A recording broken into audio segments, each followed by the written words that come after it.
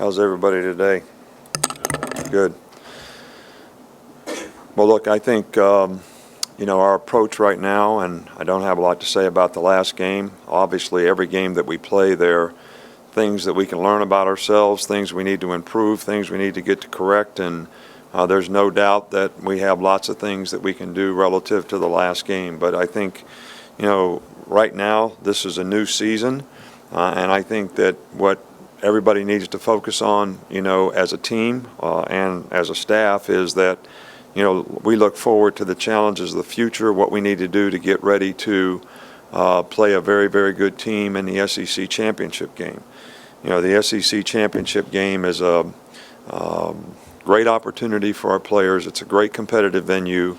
One of the most exciting games that I've had an opportunity to compete in and play in through the years, the few times that we've been able to get there, and so this is a special opportunity.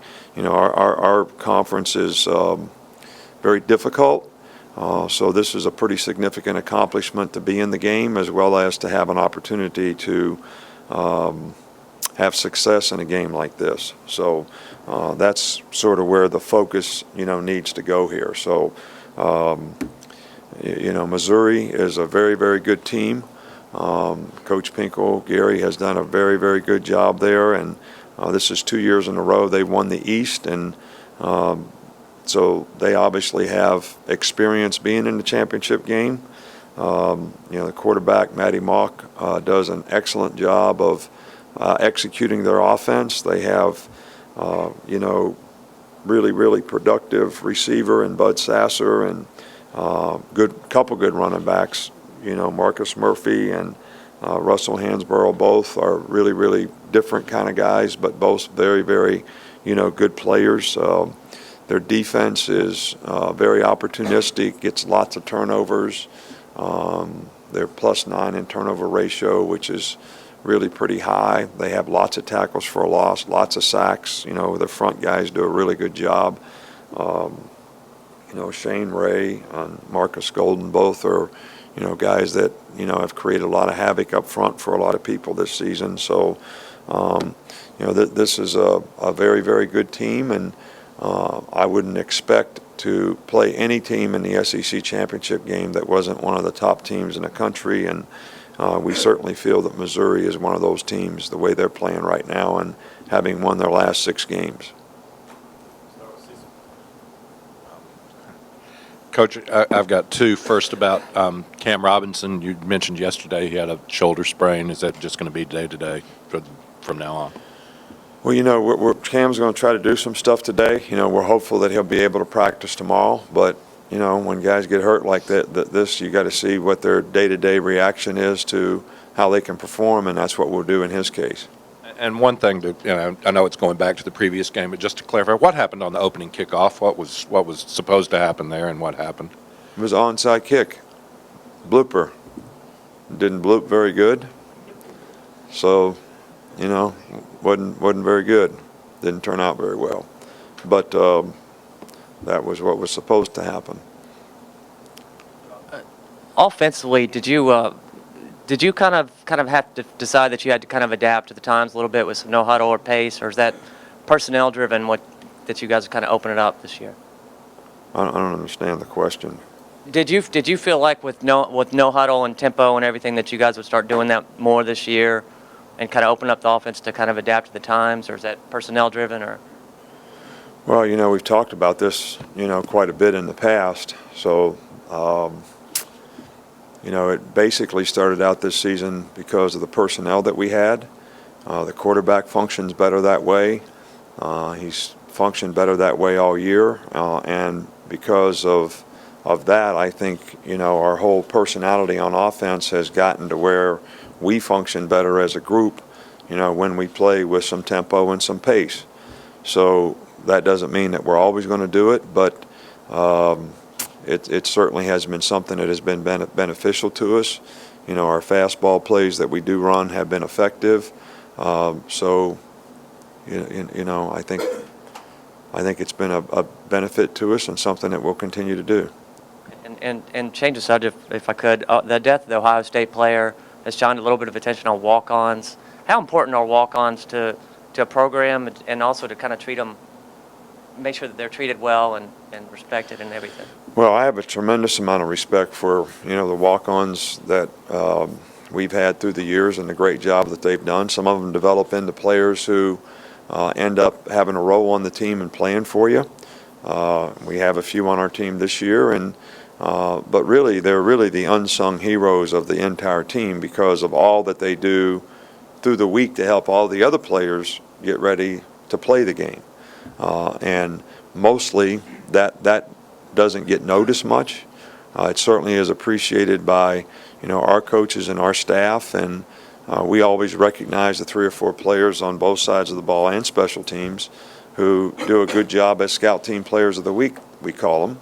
And all those guys, are not walk-ons, but a significant amount of those guys have a critical role in what they do, and I think it's very, very important that the players and the coaches and everybody in the organization recognize and respect them just like everybody else on the team. They're an important part of the team, and their role, even though it's different and doesn't get pictures in the paper, it's certainly really important to our team being ready to play and how they can get prepared to play in a game. When you go back and look at the tape of the secondary, what are some of the things you see that went wrong? And I know Eddie Jackson was taking a lot of responsibility for what happened. What do you say to him after that game? Well, I just think that, we try to correct the mistakes that we made and, show a guy why, things happened the way they did, whether it was eye control, not maintaining position on a receiver, not keeping a guy cut off, not playing the right leverage on a guy when you have help. So, I think these things are technical in nature, and obviously, we want to execute a little better than that. And that's how we correct things, in the film, and that's what we will do. And the other issues that we had in the secondary, we'll do the same thing with, as we will with, the receivers and the quarterback and the offensive line and the linebackers in the front when it wasn't set right and we didn't play the runs right. So that's what we do at every position. Is Ryan Anderson okay? I noticed he got dinged up a little bit in the game. Same thing, sort of a shoulder sprain, and hopefully, he'll do some things today in practice, and he'll be a little bit like Cam in terms of how does he respond to the work, and hopefully he'll be able to, practice more tomorrow. I know you had a lot of success running the ball. Just how has the offensive line improved this season, even though dealing with some injuries at different positions? I think the offensive line has done a really good job. I thought in this last game especially did a good job for the most part, and we've done a pretty good job of protecting the quarterback. I think the only sack we had in the last game was a bust, not by the offensive line, but in the formation and the play execution, and the quarterback didn't have anywhere to throw the ball. And we've done a good job of getting a hat on the hat for the most part, and been able to be pretty efficient in the way we've been able to run the ball.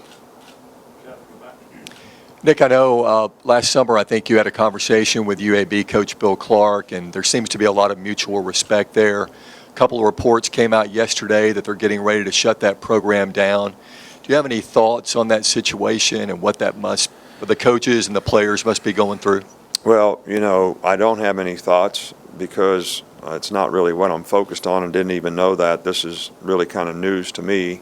But, my thoughts are always with the players and the people in our profession that get affected by losing their job, whether it's getting fired or, someone discontinuing their program.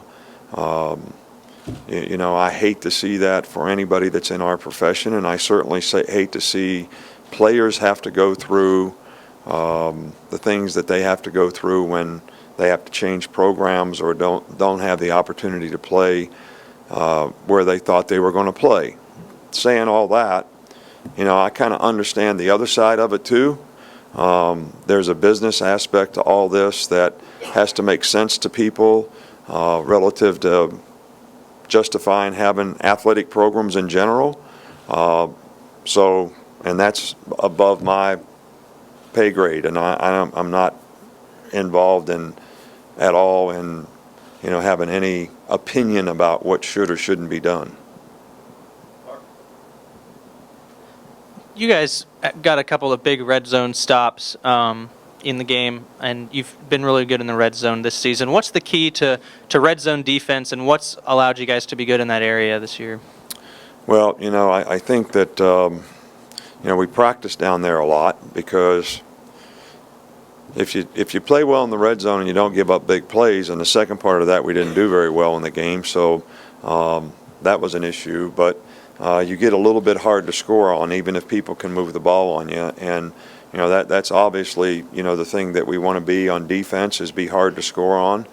So we spend a lot of time in the red zone. I think the players understand how we adapt and change things in the red zone, and they've competed well down there, and hopefully that's something that we'll continue to be able to do. And it all comes down to execution. And there was a couple things we didn't execute where the other team had some opportunities, and they just didn't make the plays. So we want to get those things corrected, so that we give ourselves the best chance to get off the field. I think if we do a little better on third down, maybe they wouldn't get down there as much. So there's some other things that we want to improve on, so that maybe we don't have to play in the red zone quite as much. Well, I know you played Missouri 2 years ago, but, what are the first 2 or 3 things you look for when you're facing an opponent that you haven't seen a whole lot of?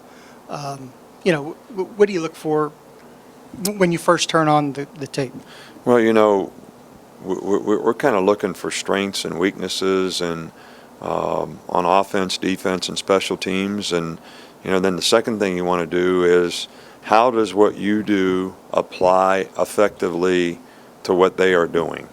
And what changes do we have to make in what we're doing to adapt that for the players? And then the third thing is how can we practice this so we can be effective at executing it versus what they do? So that's, it's not a very technical explanation, but philosophically that's kind of how, we go about it each week. Look at the defense for a while, look at special teams, and look at the offense, and that's what you have a staff for, so that you input all those situations, and hopefully come up with a good plan that you can go out and practice, and the players have a chance to execute successfully in the game. Did you get any explanation or clarification on the simultaneous possession play with Bradley Silva? No, I didn't. I, meant to call and ask about it, and just never had a chance to. And I think it was probably a tough call, and I guess simultaneous possession goes to the offense. I guess the only argument that you could make is that Bradley caught the ball before the other guy caught the ball, and came down in bounds, as did the other guy. So that would be the argument that you would have to make. I don't have a comment one way or the other. I think it was a tough call either way. Thanks, Coach. All right, thank you.